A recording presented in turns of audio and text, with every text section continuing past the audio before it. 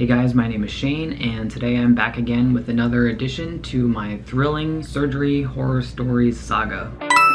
For anyone who's new, I am female to male transgender, which is the whole reason why I went through these surgeries in the first place. A little while back, I made a video about a pretty bad complication that I had from my egg freezing surgery, which happened back in December of 2019. If you want to know more about that, I'll link the video in the description. But this video is about a surgery that I had more recently, back in August of 2020, so it hasn't even been a year. As you've probably guessed by the title, I got a hysterectomy. As a trans guy, I feel like I shouldn't have to explain why I got a hysterectomy, but it is a requirement for bottom surgery. And I've actually finally scheduled a date for my bottom surgery, except the earliest that I could book it is November of 2022, which sucks, but at least it gives me time to get my shit together and everything. And even if the hysterectomy wasn't a requirement for bottom surgery, I still would have gotten it because I wasn't really fond of having a uterus and all that jazz. If you guys want to know more about the bottom surgery process, just let me know in the comments and maybe I'll make a video about it. So when I got my hysterectomy, everything seemed fine. I got a total laparoscopic hysterectomy, which means that they used this robot to take everything out and they only had to make 3 small incisions. One of those incisions is in my belly button, so I was only left with 2 tiny scars on each side of my abdomen. They're still visible now, but it hasn't even been a year yet, so I feel like they'll fade even more. Plus, I already have visible top surgery scars, so I feel like adding a few more wouldn't really make a difference. Anyway, the surgery went well, and my surgeon actually said that it went better than most of the hysterectomies that she's done. I didn't even really have that much pain afterwards, so I just went home the same day. They gave me opioids for the pain, but I felt like I didn't need them, so I pretty much just took Tylenol and got some bed rest. I was told that recovery for a hysterectomy is brutal and that I wouldn't be back to normal for 6 to 8 weeks, but even after a few days, I was feeling fine, so I was out here thinking that I didn't have anything to worry about. But I was still taking it easy because I didn't want to raise the risk of having any complications later on. But apparently, that still wasn't enough. About 2 weeks after the surgery, I had to be admitted to the hospital because of a complication. Again, I really thought everything was fine and I felt fine for the first 2 weeks after the surgery, but I guess I was wrong. Now, this is the part where I'm going to start going into more detail, so if you get queasy or anything like that, then I would suggest probably clicking off this video. But I want to fully describe my experience because maybe it could help somebody who's planning on getting a hysterectomy. I've never heard of any other trans guys or anyone having this experience, so obviously it's not a common thing, but it happened to me, so it's not impossible. Basically, long story short, I started bleeding out of nowhere. It was kind of like I just got my period, which was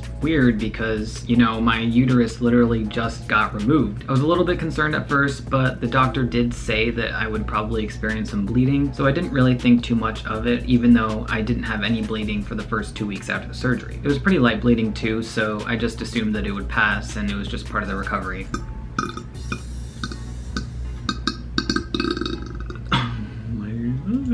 However, it started to get heavier over the next week, kind of like a normal period. According to the internet, it's not a very good sign, but I had scheduled a follow-up appointment with my surgeon for around that time, so I just figured that I would bring it up then. I told a few people about it, but they said that it was just my body probably healing and not to worry about it. So I continued ignoring it. The night before my follow-up appointment, though, shit went downhill really fast. It was pretty late, I think it was like around midnight. I was playing video games at my computer with one of my friends, and then out of nowhere I felt a huge gush of blood come out of me. If you have gotten periods before, you probably know what I'm talking about, but this time it was way more than I've ever experienced before, like even when I was getting periods regularly. So I immediately ran to the bathroom and pulled down my pants. Because I was already bleeding before that, I was wearing a pad.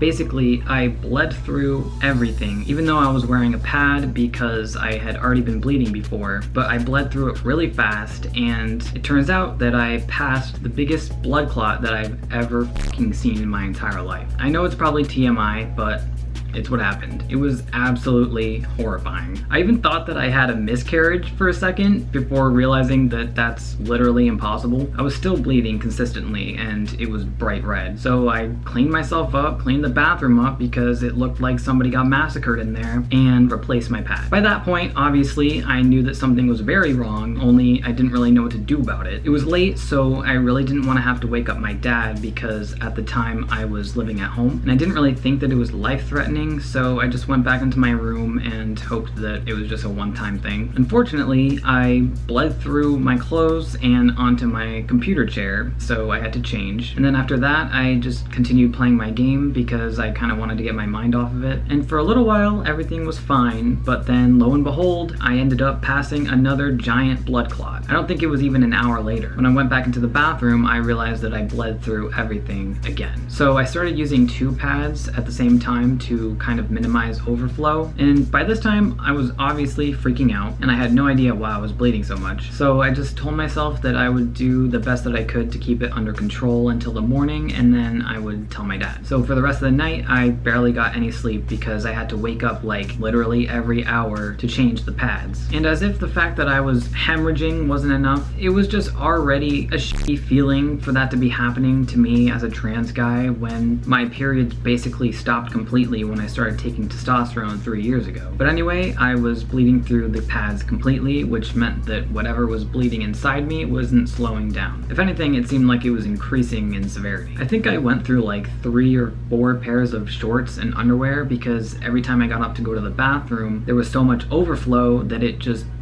bled through everything. I literally wrapped myself up in a beach towel when I went back to my bed because I didn't want to risk getting blood all over my sheets or my mattress. Finally, at around 8 in the morning, I heard my dad come downstairs and pour himself a bowl of cereal. I went up to him and told him that I probably had to go to the emergency room, only I was just so embarrassed and uncomfortable about the whole situation that I really downplayed the gravity of it. I mean, I'm sure you guys can imagine that telling my dad that I was passing fist-sized blood clots wasn't something that I was really prepared for. So he just told me to wait until the doctor's office was open and then call them. So right after they opened at 9 a.m., I gave them a call and kind of explained what was going on. They said that I could come in anytime I wanted, even though my follow-up appointment that day was actually at 1 p.m. So I had my dad drive me there, and it was an hour away because I honestly didn't think that I was able to make it alone. And to be honest, I kind of had the feeling that it was going to be something I had to go to the hospital for because the amount of blood that I was losing was not normal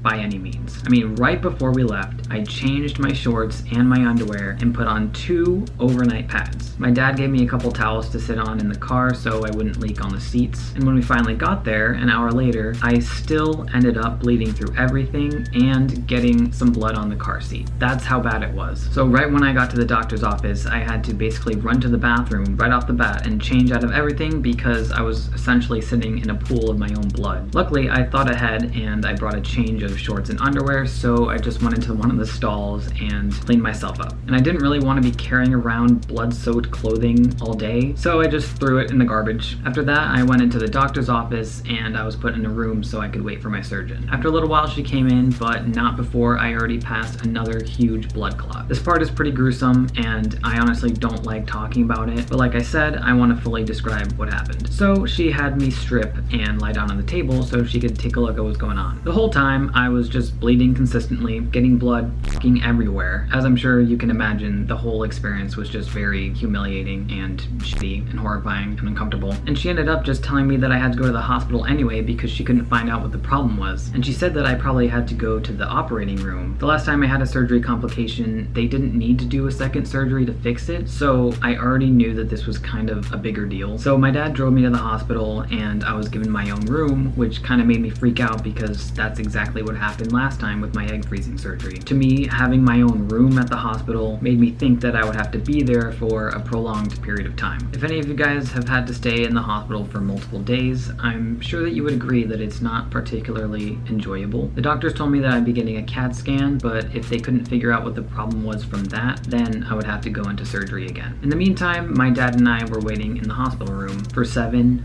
fucking hours. I literally had to get up and change my pad every half hour, and obviously I eventually ran out. They'd given me these huge pad things to sit on so I wouldn't get blood on the bed, kind of like the pee pads that they use for dogs. So I started actually using those to make like a makeshift diaper, which actually worked surprisingly well, but I would still soak through them after a little bit of time. I honestly don't think that I've ever bled that much at one time in my entire life. And I couldn't believe that the people at the hospital were just taking their sweet time with attending comforting to me because I was losing a lot of blood. The nurses tried sticking me with an IV that was big enough for a blood transfusion in case that would be necessary, but after 4 or 5 attempts, which included them fishing around aggressively looking for my vein, they gave up because they couldn't find it, and I just got a regular IV. And I ended up with bandages all over my arms because of their failed attempts. So finally, after 7 hours of suffering in the hospital room, they took me down to do the CAT scan, which was really weird. They put some kind of fluid in my IV that made me feel like I was on fire and pissing myself, but the doctor said that that was normal and it was just like a side effect of the fluid. But of course, they couldn't find anything in the CAT scan, so I had to go in for surgery. By this time, I was extremely dizzy and fatigued from all the blood loss, so I just wanted it to be over with. I had a really bad headache too, but the nurses couldn't give me any pain medication because I wasn't allowed to eat or drink anything before the surgery. I had to get a rapid COVID test before going into surgery, which meant that I had to wait another hour for the results to come back. So when I tested negative, they finally took me to the operating room. By that time, I think it was like around 9 or 10 at night, and I got to the hospital at fucking noon. The last thing I remember was having like 5 or 6 doctors surrounding me and telling me to get on the operating table. So when I woke up, I saw that the only incision they had to reopen was the one in my belly button. I was worried that they were gonna have to open all 3 incisions because my surgeon said that she wasn't sure what was gonna have to happen, but